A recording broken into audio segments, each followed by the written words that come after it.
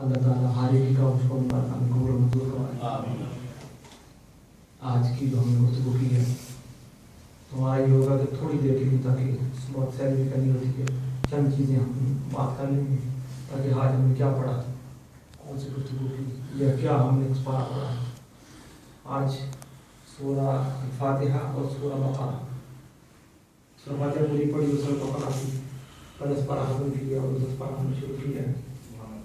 سورہ فاتحہ کے بارے میں چند باتیں بڑھتی آ رہی ہیں۔ ایک تو یہ ہے حضور نے فرمایا کہ ایسی صورت ہے اس جیسی صورت نہ تورات میں نازل ہوئی نہ انجیل میں نہ زبور میں۔ سبحان اللہ۔ ایسی صورت الحمدللہ رب العالمین 7 آیتیں ہیں مگر اتنی پاورفل اتنی خاص ہے کہ کسی اور کتاب میں اللہ نے نازل نہیں فرمائی۔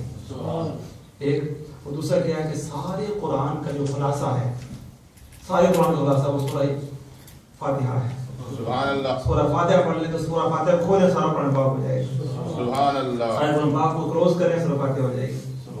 اور سورہ فاتحہ کا سارا خلاصہ بسم اللہ الرحمن الرحیم میں ہے۔ بسم اللہ الرحمن الرحیم کا سارا خلاصہ بسم اللہ میں ہے، سبحان اللہ۔ باقی نقطے میں ہے۔ اور پھر علماء نے فرمایا کہ باقی نقطے سے مراد سیدنا علی رضی اللہ تعالیٰ عنہ۔ سبحان اللہ۔ مطلب یہ سورہ فاتحہ بڑی پیاری چیز ہے۔ اور پھر حضور نے فرمایا کہ جب یہ سورت نازل ہوئی تو اللہ تعالیٰ نے کیا کیا کہ فرشتے بھیجے۔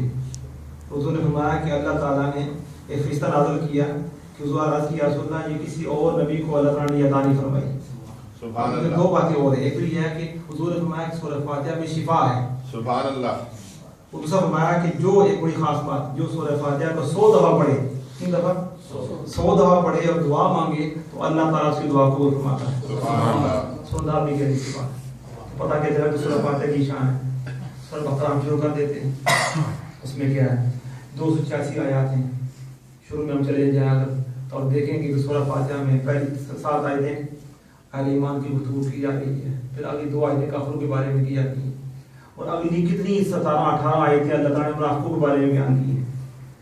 اہل ایمان کے لیے تھوڑی آیتیں، یہ 5 آیتیں، کافروں کو ڈسکرائب کرنے کے لیے 2 آیتیں، سبحان اللہ۔ اور منافقوں کے لیے اللہ تعالیٰ نے بے انتہا اگلے رکوع تک باتیں کرتا رہا۔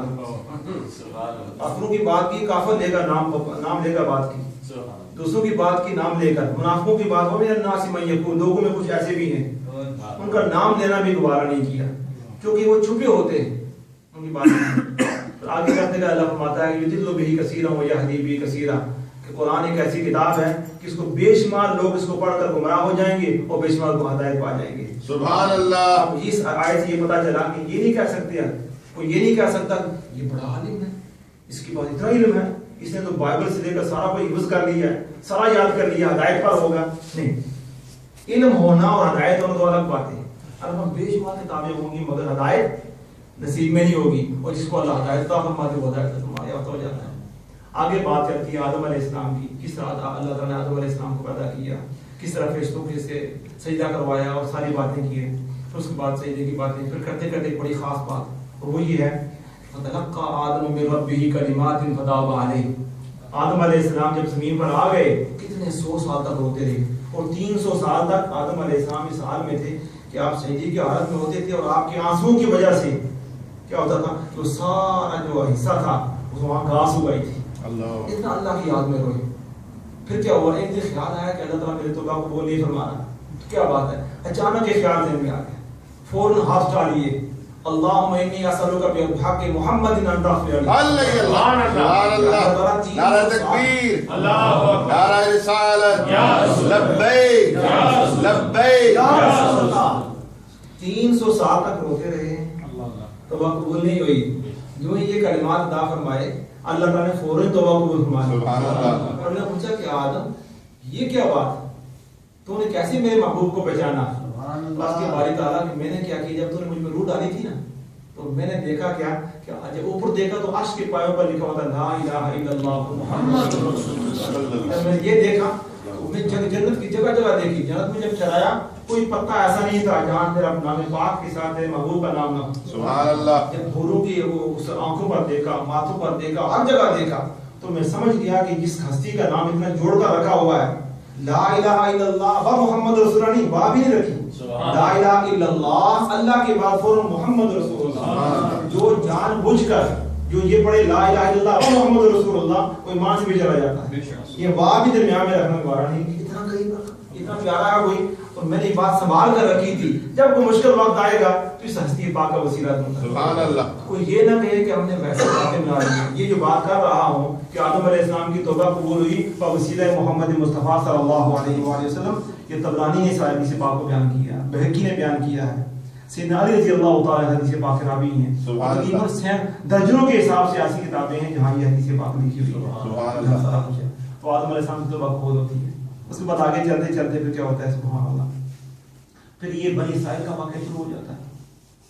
کافی بنی اسرائیل کا چلتے چلتے آگے پرس پارا ختم ہو جاتا ہے کہ یہ ساری کیسے اللہ نے بنی اسرائیل کو سارا کچھ دیا, سارے معاملات کیے. کیوں؟ اس لیے کہ ہم بھی اپنی حالت دیکھ کر کہ بنی اسرائیل کے ساتھ کیا سلوک ہوا, ہم درس اور عبرت حاصل کر سکیں.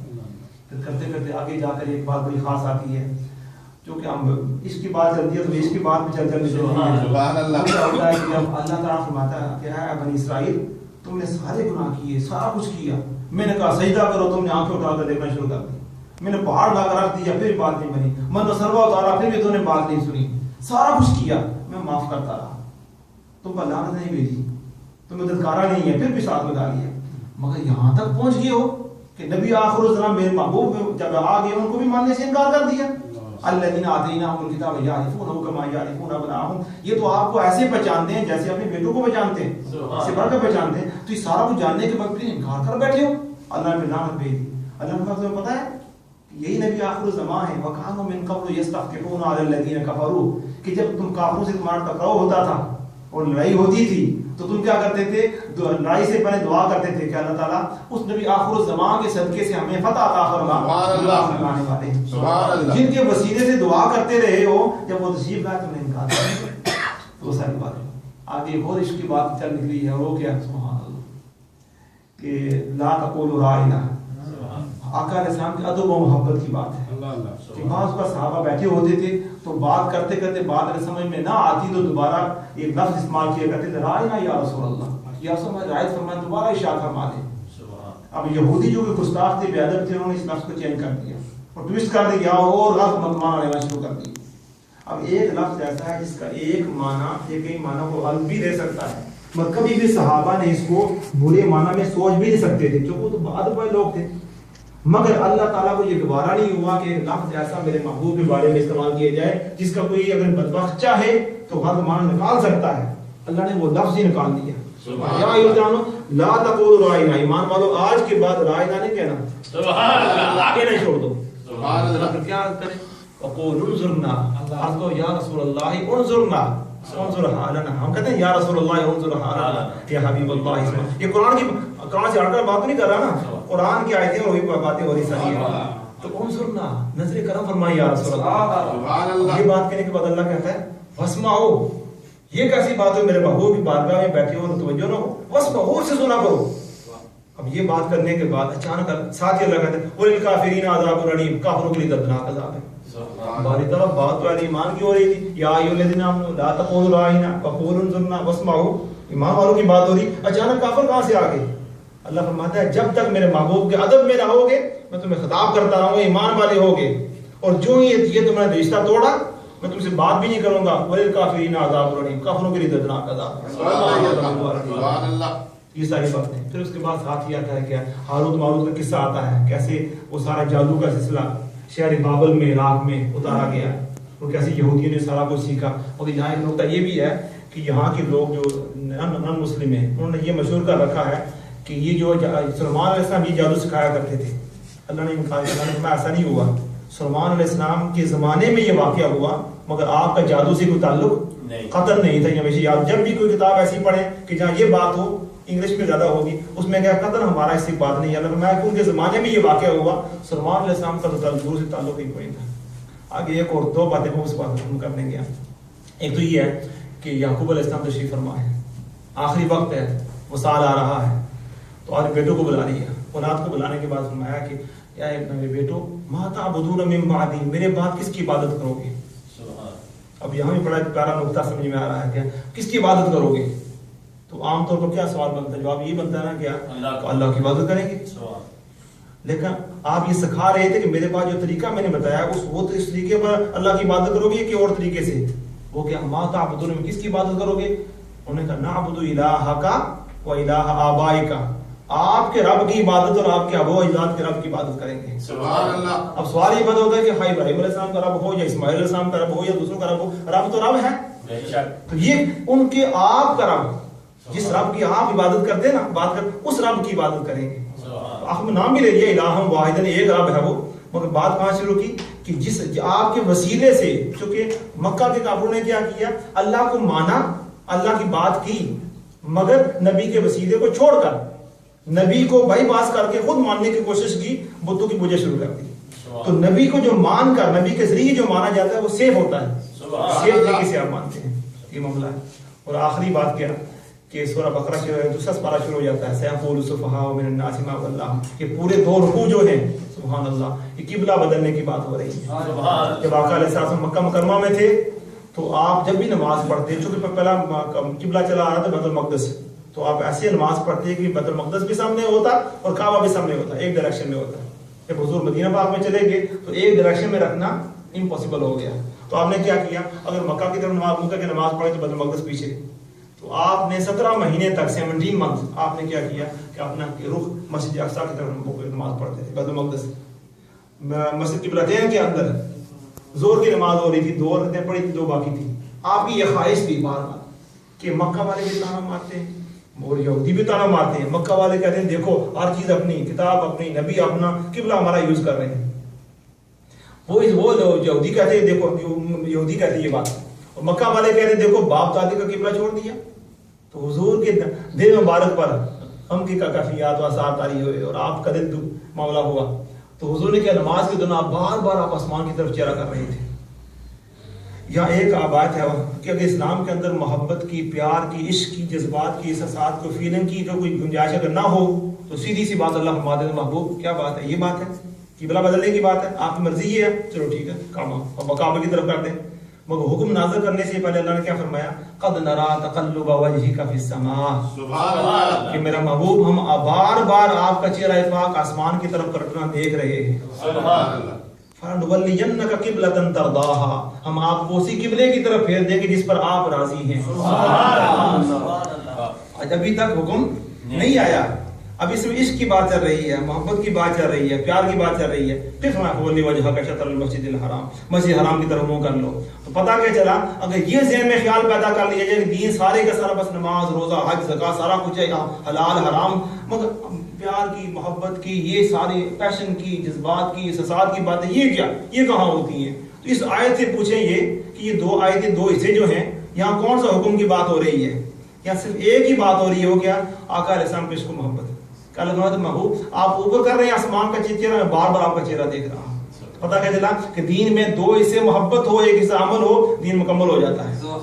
اگر محبت نہ ہو، ادب نہ ہو، سلام نہ ہو تو دین ویسے رہتا ہے۔ تو اللہ تعالیٰ سے دعا ہے کہ اللہ تعالیٰ ہمیں رمضان شریف کے مہینے کی برکتوں سے مال فرمائے۔ اب ہم آ گئے ہیں تو آپ نے پورا قرآن پاک تراویح میں سننا ہے ٹائم پر، یہ ٹائم آج تراویح گزر گئی نا، اب دوبارہ نہیں آئے گی، یہ آج کی رات گزر گئی دوبارہ نہیں آئے گی۔ سستی انسان کرے، غفلت کرے گی، یہ ہوگا سارا کچھ فلاں کریں گے تو انسان سستی کرتے کرتے پتہ نہیں اگلے سال نصیب ہوگی یا نہیں ہوگی۔ تو جو ٹائم ملتا ہے بہت طریقے سے کوشش کریں تاکہ ہم اس چیز کو اچھے طریقے سے کر سکیں۔ وآخر دعوانا الحمدللہ رب العالمین، اللہم صلی علی سیدنا مولانا محمد وعلی آل سیدنا مولانا محمد وبارک وسلم۔ ربنا آتنا فی الدنیا حسنہ وفی الآخرۃ حسنہ وقنا عذاب النار۔ یا اللہ یا رب العالمین کرم فرما، رحم فرما، اپنی باتوں کو حضور فرما۔ یا اللہ پاک ہم سب کو معاف فرما، معاف فرما، رمضان کا مہینہ اس حال میں گزارنے کی توفیق عطا فرما کہ ہم تقویٰ، طہارت، ہر چیز کو یا اللہ پاک بہت طریقے سے حاصل کرنے کی کوشش کریں، اور اس حال میں ایک تو ہم سے راضی ہو جائیں، ہم تجھ سے راضی ہو جائیں، اور یا اللہ اس حال میں یا اللہ تمہاری ساری کمیاں دور فرما اور بھرپور طریقے سے ہماری خیر فرما، اور فقط اور گزارے بھی ترقی عطا فرما۔ یہ جو سینٹر لیا باری تعالیٰ اس یا اللہ پاک لوگوں کو ہمت عطا فرما، ہم سب کو ہمت عطا فرما۔ یا اللہ پاک یہ قرضہ، یہ سارا معاملہ لیا ہے، یا اللہ پاک اس کو عالم غیب سے مدد فرما اور یہ سارے معاملات کو طے فرما، اور تیرا لاکھ لاکھ شکر ہے تو نے ہمیں جگہ عطا فرمائی۔ یا اللہ پاک اس کے اسباب بھی پیدا فرما، اور سب ساتھیوں کو یا اللہ پاک مل جائے کر زور کے ساتھ، جوش کے ساتھ، جذبے کے ساتھ اس چیز کو پائے تکمیل تک پہنچائیں، توفیق عطا فرما۔ وصلی اللہ تعالی علی خیر خلقہ سیدنا مولانا محمد وآلہ وصحبہ اجمعین برحمتک یا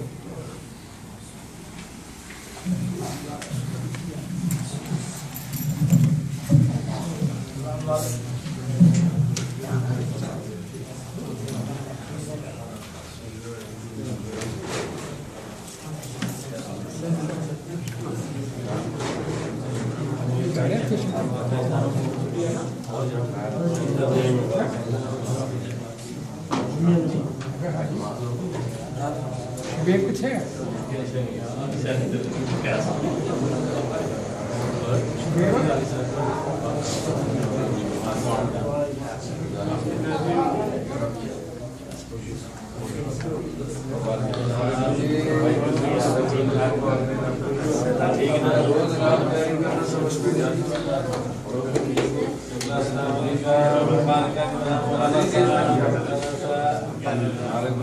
Abdurrahman साहब क्या